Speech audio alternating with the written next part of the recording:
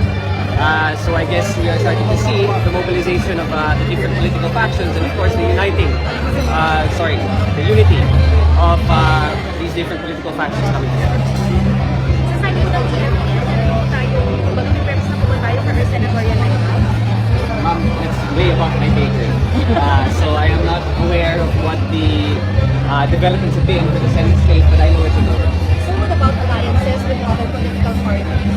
Well, if you listen to the speech of the President during the PFPO taking, I believe he said that was his intent to be able to bring in as many of the parties as possible for the 2025 polls.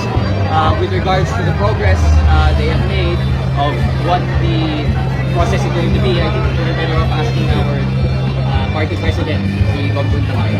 Sir, possible po ba yung alliance with PBB at PBB? Alam mo naman po, politics is a game of addition, so of course anyone is welcome to join the alliance as well. Sir, any comment po on the previous attacks on your father and also on your mom? Well, to tell you the truth, ako sanay na ako I've been in politics long enough to know that that's how the game works. And my dad, same thing naman. It's nothing new.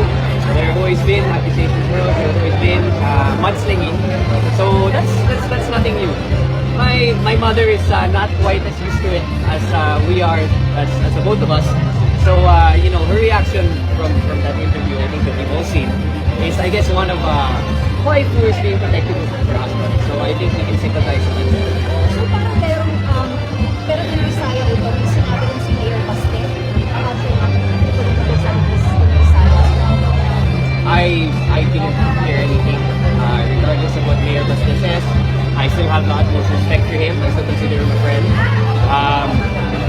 If he wants to talk to me about it, he's more than welcome for any time he has my number. So that's all I would say. How about any comment po kung sa sinabi ni former President Rodrigo Duterte sa prayer rally last night? Binigyan niya ng grado I'm not going to comment on any statements of any former presidents because I don't think it would be appropriate. I still think, given that they are former heads of state, that they should be afforded the same respect that the current head of state should be afforded as well.